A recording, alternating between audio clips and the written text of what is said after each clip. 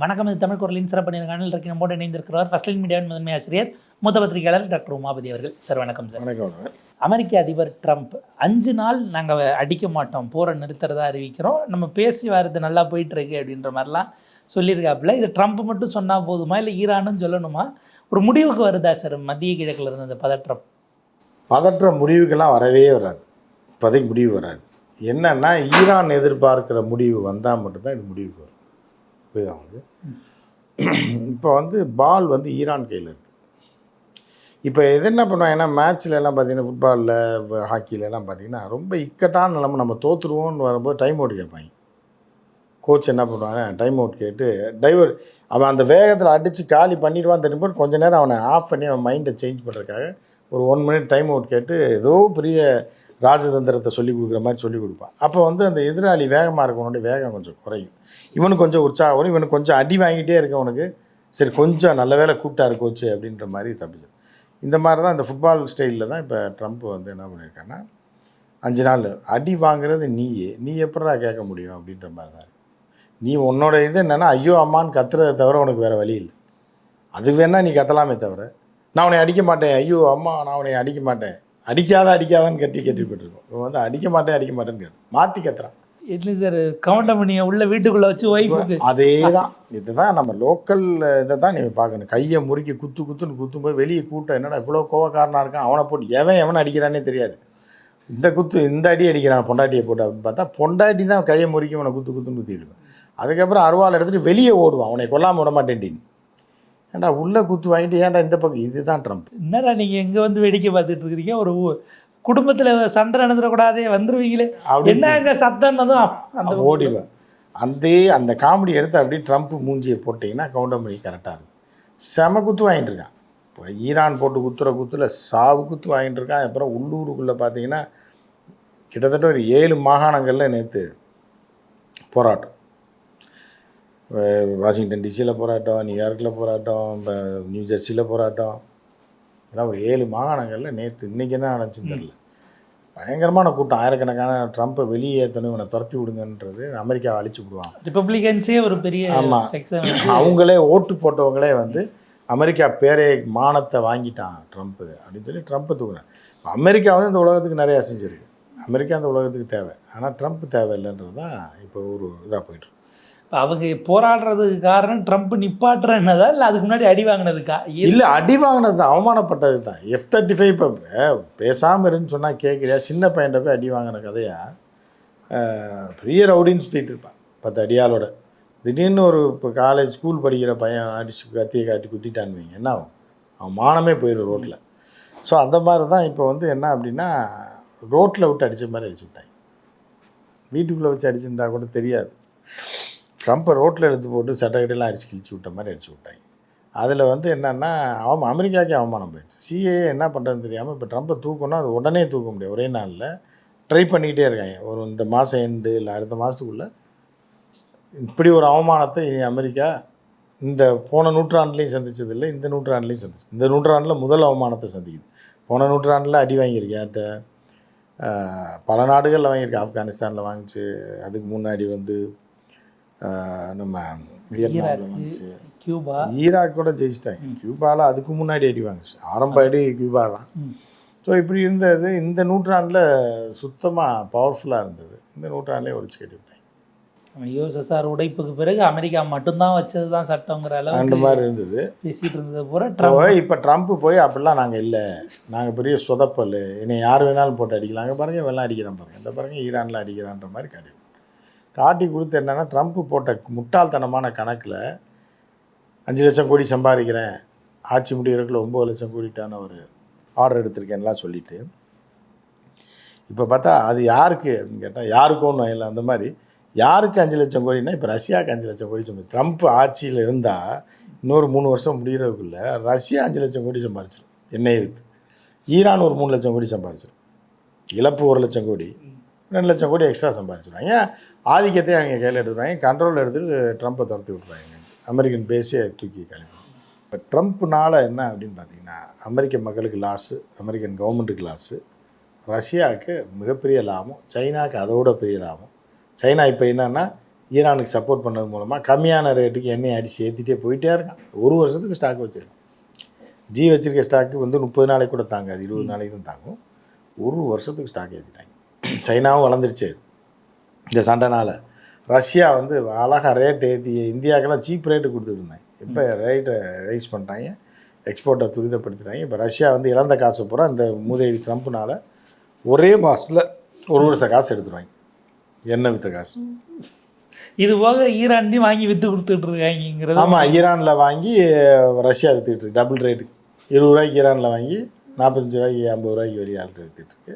இப்போ market rate 100 ரூபா கிட்டத்தட்ட நெருங்க போகிறதுனால 3 மடங்கு லாபம். அப்போ என்னென்னா 3 மாதத்துக்கு இந்த எண்ணெய் ட்ரேடு பண்ணால் 1 வருஷத்துக்கு சம்பாதிக்கிற காசை ரஷ்யா சம்பாதிச்சிடும். ஈரானும் அதே மாதிரி 1 வருஷத்துக்கான காசை சம்பாதிச்சு திருப்பி ஏவுகணை செஞ்சு ட்ரோன் சின்ன சின்னதாக செஞ்சு அதை பூரா இஸ்ரேல் மேலே விட்டு இஸ்ரேலை நாசப்படுத்திடும்.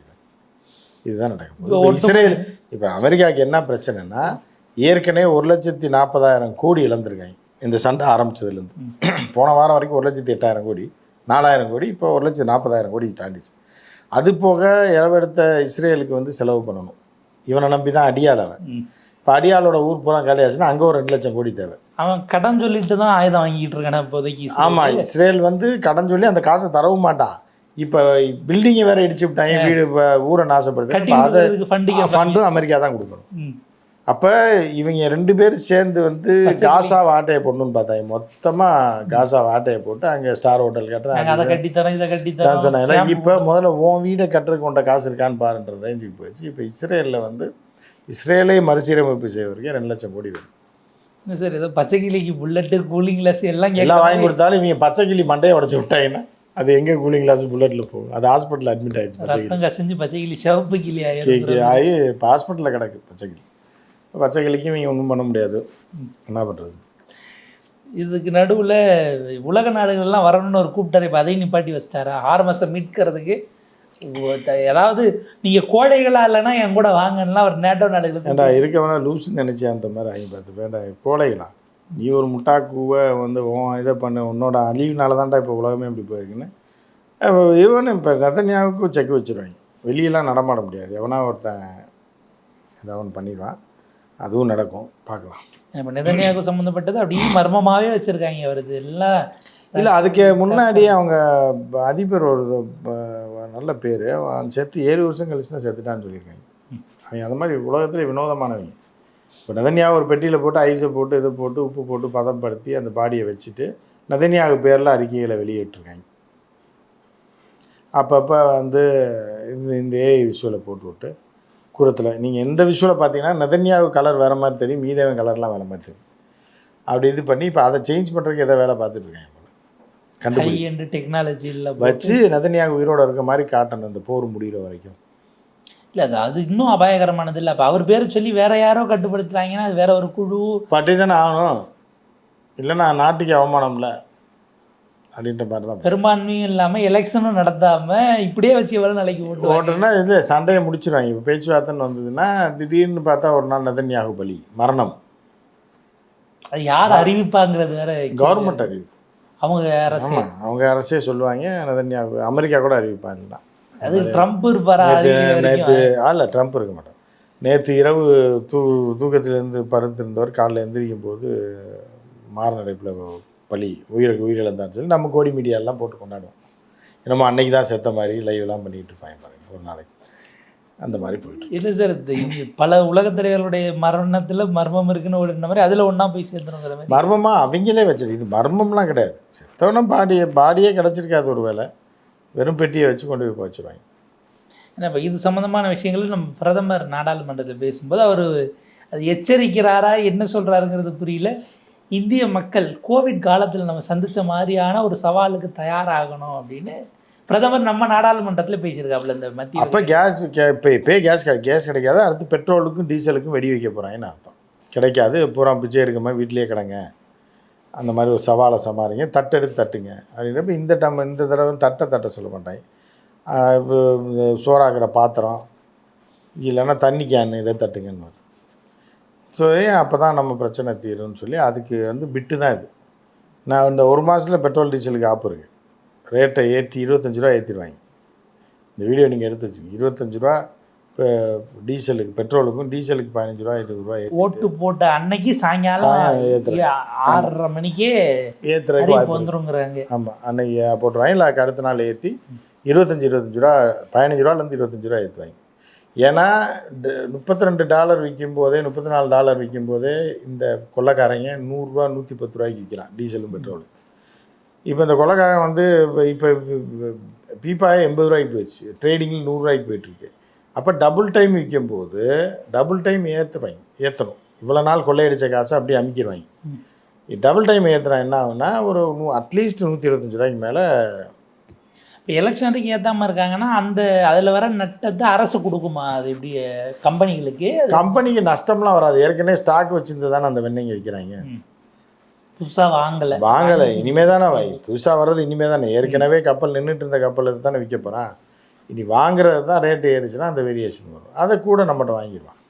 அது வரைக்கும் எலெக்ஷன் வரைக்கும் ஏதாவதுன்னா அரசு நம்ம அப்புறம் ஆமாம், இல்லை எலெக்ஷன் வரைக்கும்லாம் தடை வராது. ஏன்னா இப்போ ஒரு கப்பல் ரிஃபைன் ஆகிட்டு இருக்கு, அப்புறம் கேஸ் வந்துட்டு இப்போ 2 கப்பல் வருது கேஸு. இதை வச்சு எலெக்ஷன் வரைக்கும் ஓட்டிடுவாங்க. அடுத்த நாளே அடித்து தாளிப்பாங்க.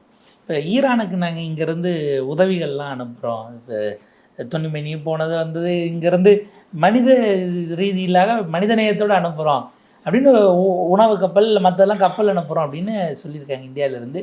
எதுக்கு அங்கேருந்து அந்த எண்ணெய் கப்பல் அனுப்பிவிடுங்கிறதுக்காக? அதுக்காக தான். அப்புறம் நான் ஓசிலியே அனுப்புவாங்க. ஏற்கனவே அப்பான்னு சொன்ன பாவத்துக்கு தான் அவன் இப்போ அப்பான்னு மட்டும் சொல்லாமல் இருந்திருந்தா, அந்த 2 நாளைக்கு முன்னாடி அவங்க கூப்பிட்றாங்கன்னு மோடி போகாமல் இருந்திருந்தா நம்ம நிலைமையை வேறு. இந்த பெட்ரோல் டீசல் கேஸ் தட்டுப்பாடே வந்திருக்காரு. நீங்கள் போய் அப்பான்னு சொன்னாங்க பாருங்க, அதோட முடிஞ்சு போச்சுக்காத மண்ணை போட்டாங்க. ஏன்னா இன்னைக்கு வரைக்கும் அதிகாரப்பூர்வமாக கம்பெனியை கொண்டது தவறு அப்படிங்கிற மாதிரியான ஸ்டேட்மெண்ட்டை சொல்லலை. அதை சொல்லலைன்னா அவங்க வந்து அதுக்கு ஒத்துக்கவே மாட்டாங்க. ஒரு பவுடர் அடித்தாலும் சரி, நீ துணியை அனுப்புகிறேன், நீ மருந்து அனுப்புகிறேன், எதை அனுப்புகிறேன் கூட செருப்பால் அடித்து சோறு போடுற மாதிரி தான். புரியுது அவங்களுக்கு. அப்போ அதெல்லாம் அவர்கள் ஏற்றுக்கொள்ளவே மாட்டாங்க. ஈரானுக்கு இந்தியாவோட தயவெல்லாம் தேவையே இல்லை, அமெரிக்கா தயவே தேவையில்லை. இப்போ இவங்க போய் காலில் கையில் விழுந்து எதாவது பண்ணி அந்த டீசல் பெட்ரோலை கொண்டு வர்ற கார்மூஸ்லேருந்து வேலைகளை பார்த்துருக்கேன். ஒரு நிறைய கேள்வி சார். இப்போ அது ஒரு தெரிஞ்சு சொன்னாரா தெரியாமல் சொன்னான்னு தெரியல. நேற்று கோவிடை பற்றி பார்லிமெண்ட்டில் பேசுகிறாரு. இன்றைக்கி 6வது ஆண்டு கோவிடுக்கு லாக்டவுன் அறிவிச்சு நினைவு நாள். இல்லை ஏதோ சிங்க் ஆகுதா இல்லை இது எப்படி இது? அதாவது இப்போ கோவிட்டில் நம்ம சவாலை சந்திச்சோங்கிறத ஒத்துக்கிறாரு. அந்த வகையில் அன்னைக்கு ஒன்றும் இல்லை, அதெல்லாம் எதுவும் இல்லை, நம்ம தான் பேசிக்கிட்டு இருந்தாங்க. இல்லை அது என்ன சொல்ல வர்றாருன்னா, லாக்டவுனில் எல்லாம் வீட்டில் கிடந்தீங்களா, அதே மாதிரி வீட்டில் கிடங்க, கொஞ்சம் நாளைக்கு வெளியே போகாதீங்க, டீசல் பெட்ரோல்னு அலையாதீங்க, எதுவுமே நடக்கல. லாக்டவுனில் தான் கேஸ் இருந்துச்சு, அவன் டெய்லி பிரியாணி அது எதையாவது ஒன்று தின்னுட்டு நாள் இருந்தாங்க, ஜன்னல் வழியாட்டி பொங்கி திங்கிறதுக்கு வெளியே. இப்போ அதுக்கே வழி இல்லைன்னா அவன் எங்கே ஓடுவான்? வெளியே ஓடி தானே ஆகணும். நீ அரிசியே கொடுக்குறீன்னு வை, பொங்கல் எதை வச்சு வைக்கிறது? இப்போ அட்லீஸ்ட் குச்சி பொறுக்கிறதுனால வெளியே போகணும்ல, அப்பார்ட்மெண்ட்டில் குச்சியை வச்சு எரிக்க முடியாது, என்ன தான் பண்ணுறது? அதுக்கான கையில் எதுவும் திட்டம் இல்லைங்கிறது இப்போ கை விரிச்சது தான். பாட்டி பொழைச்சிங்க, பார்த்துங்க, ஒரு சவால் நமக்கு வருது, வீட்டுக்குள்ளே படுத்துங்க, என்னமோ பண்ணுங்க, கஞ்சி கிஞ்சி குடிங்க, இல்லை பச்சை காய்கறியை சாப்பிட்டு. அதாவது நீங்கள் ரெடியாக இருக்கணுங்கிறீங்களே தவிர நாங்கள் ரெடியாக இருக்கணும்னு கவர்மெண்ட் சொல்ல மாட்டேன். அதை எப்படி ரெடியாக இருக்கும்? கவர்மெண்ட் மண்ணாங்கட்டி கூட பண்ண முடியாது. எடுத்த பாலிசினால தான் ஏதாவது நிதி ஒதுக்கீடு, எக்ஸ்ட்ரா எண்ணெய் வாங்குறது, அதெல்லாம் ஒன்றும் இனி எங்கே போய் வாங்குறதெல்லாம் முடிஞ்சதுக்கப்புறம் ஏற்கனவே வாங்கி வச்சுருக்கணும். ஏற்கனவே 2 மாதம் ஸ்டாக் 2 ப்ரைவேட் காரனுக்கெலாம் விற்று அம்பானி அதானி கொளுத்து போய் கிடக்காங்க. அம்பானி தான் போய் அமெரிக்காவில் ரிஃபைனரி வைக்கிற அளவுக்கு பணம் வச்சுருக்காரு சார். அவர்கிட்ட கொஞ்சம் ஏதாவது வாங்கி கொடுக்கலாமில்ல? அது அப்புறம் ரொம்ப சீரியஸான கொடுப்பாங்க, நாட்டு மக்களே எப்படின்ட்டு வந்துடுவாங்க. ராபின்ஹுட் மாதிரி ஏதாவது ஆனா அப்படிங்கிற மாதிரி தான். இப்போ ராஜ்நாத் சிங்லாம் அவசர கூட்டம்லாம் போட்டிருக்காப்புல, அதனால ஒன்றும் நடக்காத. அவன் எலுமிச்சம்பழத்தை கடலில் வைக்க முடியாது, தண்ணிக்குள்ளே போயிருந்தேன். ஃப்ளைட்டுக்கு ரஃபேல் வரும்போது டயரில் வைக்கலாம், நல்லா சிக்கி நிற்கும், ஏற்றிடலாம். கப்பலை கிளம்பும்போது எலுமிச்சம்பழம் அடியில் எப்படி வைப்பீங்க? தண்ணியில் வச்சா கப்பல் அதை எப்படி ஏற்றும்? லாரியில் முன்னாடி தொங்க விடுவாங்களா, அந்த மாதிரி கப்பலுக்கு தொங்க தான் விடணும். அடியில் டேங்கரில் தொங்க விட்டா கட்டி தொங்க விடணும். அது என்ன பண்ணுறாங்கன்னு பார்ப்போம் சார். ஒரு விரிவான ஒரு இடல். அரசு எதுவும் செய்ய மாட்டோங்கிறத நம்மளை தயார்படுத்துறதுக்கு தான் கடைசியில் பேசியிருக்காரு. ஆனால் மத்திய அரசில் எல்லாருமே நாங்கள் பேசுகிறத கேட்கணும், கேள்வி எல்லாம் கேட்கக்கூடாதுங்கிறதுல தெளிவாக இருக்காங்க. எப்படி போகுதுன்னு பார்ப்போம். உங்கள் நேரத்தை கொடுத்துருக்கு நன்றி.